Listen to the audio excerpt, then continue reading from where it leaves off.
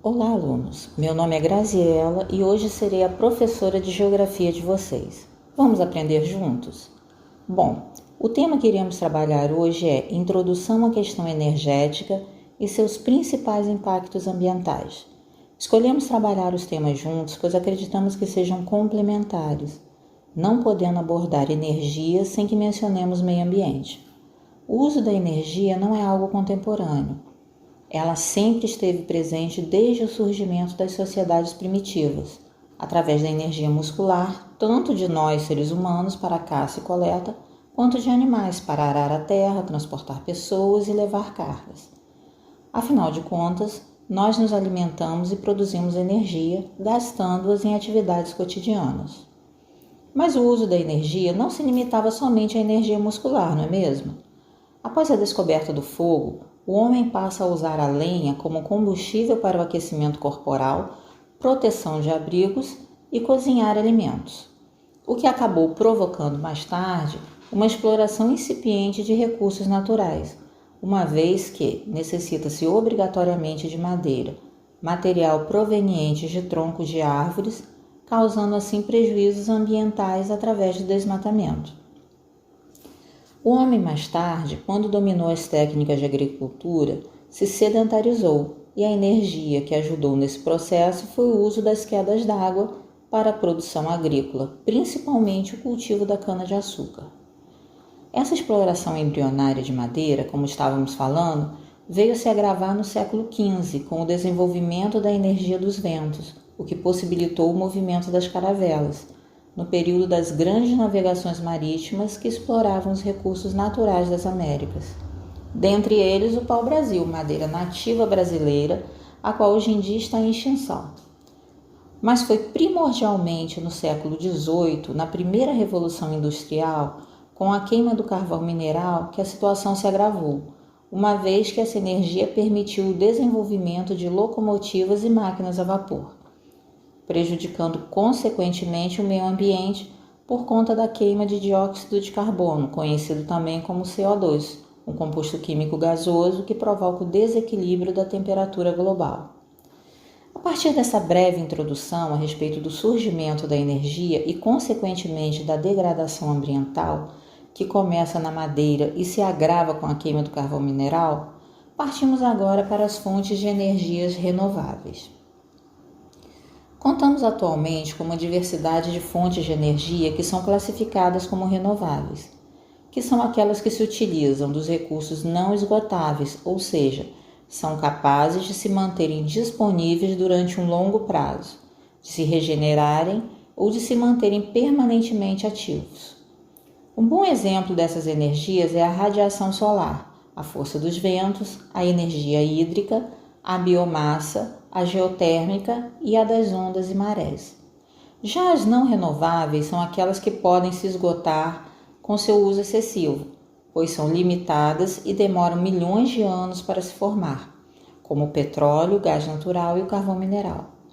Os combustíveis fósseis, petróleo, carvão mineral e gás natural, assim chamados por se originarem de restos de animais e vegetais soterrados com materiais sólidos que formam as rochas sedimentares, são a principal fonte de energia atualmente em utilização no mundo, com destaque para o petróleo, que vem a ser a principal fonte de energia do planeta, seguido pelo carvão mineral e pelo gás natural. Essa situação é preocupante, já que aproximadamente 80% da energia consumida mundialmente provém dessas três fontes não renováveis e que um dia se esgotarão. Assim, será necessário um período de transição para nos adaptarmos à utilização de novos tipos de energia. No Brasil, a energia elétrica é produzida principalmente em usinas termoelétricas e hidrelétricas. A hidroeletricidade é a energia produzida através do aproveitamento da energia potencial gravitacional da água, contida em uma represa elevada. A potência gerada é proporcional à altura da queda d'água e à vazão do líquido. Já a termoeletricidade é a obtenção de energia elétrica feita com maiores custos e com maior impacto ambiental. Porém, a construção de uma usina desse tipo requer investimentos menores que a de uma hidrelétrica. O que faz a turbina de uma usina termoelétrica girar é a pressão do vapor de água obtido pela queima de carvão mineral, gás ou petróleo, entre vários outros combustíveis possíveis, como o bagaço da cana-de-açúcar, muito utilizado no Brasil, que aquecem a caldeira contendo água. Agora, galera, precisamos entender que toda a produção de energia mundial está relacionada a 3 dimensões do desenvolvimento sustentável: meio ambiente, sociedade e economia. Cabe ressaltar que boa parte do consumo mundial de energias estão associados aos combustíveis fósseis, isto porque eles ainda são altamente utilizados nos transportes, nas produções industriais e na termoeletricidade. Esses setores da economia, ao queimarem os combustíveis fósseis para fazerem a engrenagem rodar, liberam gases e poluentes no meio ambiente, que acabam trazendo malefícios para as sociedades. Os principais problemas causados ao meio ambiente, principalmente decorrentes do consumo exagerado de energias não renováveis, têm levado o planeta a sofrer com graves fenômenos que têm trazido consequências drásticas para a população mundial. Atualmente, existe uma grande emissão de CO2 na atmosfera, que pode ocasionar danos irreparáveis às sociedades. Cabe ressaltar que os países desenvolvidos ainda são os grandes responsáveis pelo número gigante de gases tóxicos lançados na atmosfera diariamente. Porém, os chamados em desenvolvimento também integram essa lista e são responsáveis por emissões, como podemos ver no vídeo.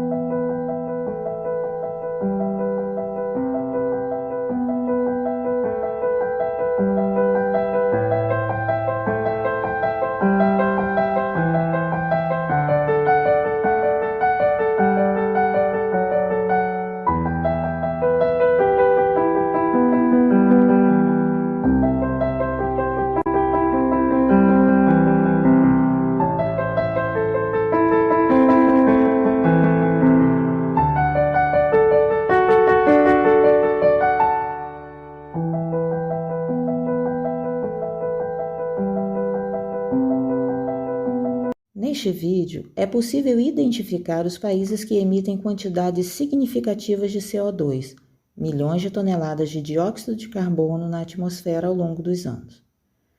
Você deve estar se perguntando, e no que isso influencia? Toda essa emissão descontrolada de gases tóxicos na atmosfera acarreta um descontrole ambiental e também social, além de acentuar o efeito estufa e causar outros sérios problemas ambientais, como as chuvas ácidas e a intensificação das ilhas de calor.